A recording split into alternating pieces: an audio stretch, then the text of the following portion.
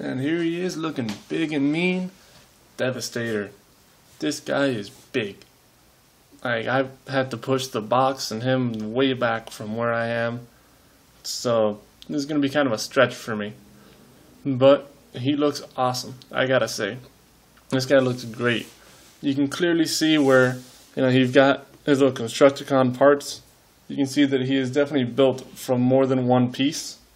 It's not just one robot all of a sudden. He's definitely comes from 4 different, maybe even 5 different individual pieces. So you've got, I'll go through the parts first. First off, we got Scrapper. So Scrapper is just mainly down here in this leg. So you can see here he's got the little bucket. And we saw on Scrapper, his whole leg is pretty much just Scrapper turned into a leg. It actually looks pretty cool. And the next part of Scrapper is that claw that Scrapper had on the back of his vehicle mode. That's there too. It's up here. This weird claw thing on the top, that's all Scrapper. You can see there. So yeah, and that's a very posable piece. You can see he's not great at standing still, but he's still not as bad as some of the older, bigger sets from that first series. And this arm, if you really don't like it, you can always just pop it off, or you can, you can turn it around and just let it go behind him. Whatever. You can get it out of the way if you want to. I'm gonna leave it up here because it's I guess it's supposed to be there. Next up, we got Hightower. Hightower, you can see he's the left arm, just up here. He still has all of his little gimmicks. He's got his wrecking ball here, which if you can actually open up the little claws which are holding it and pull that out with the little winch there. You can see he's still holding it with that winch which is there, and that actually moves too, up and down if you want to move it back or out of the way. Yeah, wrecking ball is still there. You close that back up, and he's got these on his little backpack. He's got the treads from Hightower, which these are probably what really confused people about how many arms this guy had and his whole basic build. So you see, you can splay those out along with this extra arm out here, and you've got a lot of stuff going on if you got them like that, But then you just put them straight down. And all of a sudden you've got a more robot-looking thing, a more, I guess, human form in the robot. And so then we got Scavenger. Scavenger, you can see, is this arm here, the right arm, and the torso. With, actually, there's some Hightower mixed into the torso, so you've got like his pelvis, his Hightower, stuff like that, little red piece there, things like that. And so you can see Scavenger here, just all along the middle. You've got his little wheels here. His treads aren't here. They aren't put in here. Then you've got his whole arm here. He's still got the little G1 stickers there and there. More treads in the back. Very nice. You got his claws right here, which leads us to Drillbit. Now, Drillbit is the right leg and the drill on his right hand. So you've got the whole right leg here is Drillbit. Drillbit as a actual individual piece didn't really have a lot going on for him other than the drills. So really what you see here is that. You got the drill. The drill still works. You can still press that. It still rotates. It still works perfectly fine. So that's cool. And yeah, it looks good. And one thing I mentioned in remember my Optimus Prime review in the Battle for Energon set with Megatron, is that Optimus's wheels on his feet were like right there at the bottom, so he can kind of roll on them. Same's true here. These 2 wheels kind of touch the ground, so he kind of rolls a bit. Gives you like a little rolling slide. So yeah, that's it for the parts that make him up. As for his look as a whole, I like him. He's really big. I think he's really cool. All of the joints are actually pretty strong. I was surprised because I saw a lot of other reviewers saying that he falls really easily and all those things. And I gotta say, compared to my older sets, such as the old Optimus Prime, Megatron, Starscream, those guys, he is way more stable. He's got some more articulation. He's got these little shoulder things. These flap out. His little knee armor flaps out. All that. And I think he's more stable. I was able to actually pose him a few times and get him into some cool poses without him falling. So I'm happy about that. It seems as though these joints that they've added down here are a little stronger or something. I'm not sure. Maybe it's just since he's brand new.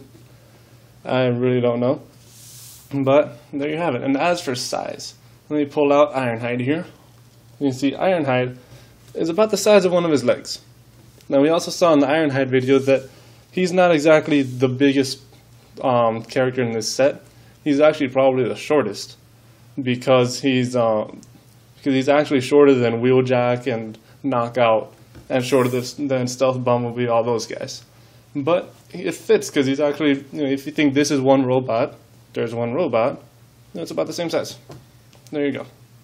And here is Optimus Prime standing next to him, which is the tallest in this whole series. And you can see Optimus is a bit higher. He comes out to about the bottom of Devastator's chest there. So yeah, there you have it. There is Devastator. Looking awesome. I really dig him. I really dig him. And the good thing about these larger sets like this, going back to the previous series, is it gives you a lot more. If you want to change things, if you want to change his whole look, you can do that. You can just go back and rebuild him into whatever you want, really.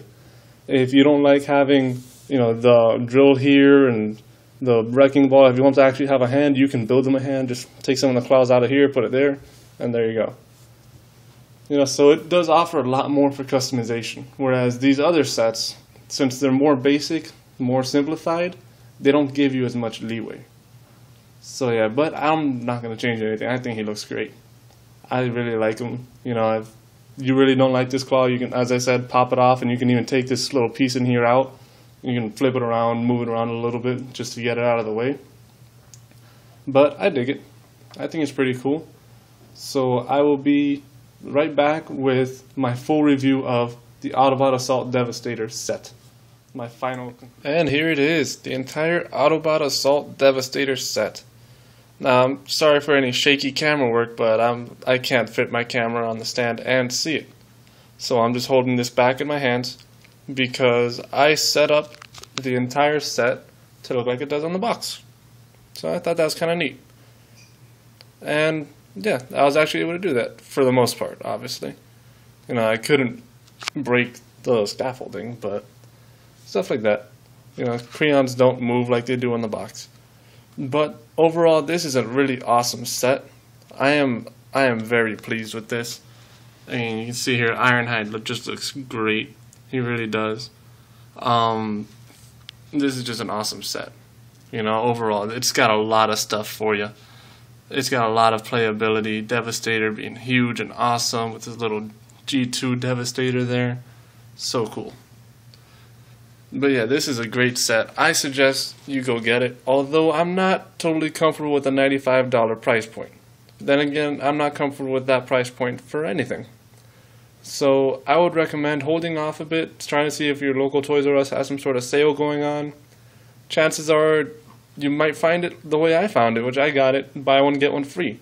So I was able to get 2 of these bad boys for the price of 1, which is pretty awesome, because that amounts to about $47 each.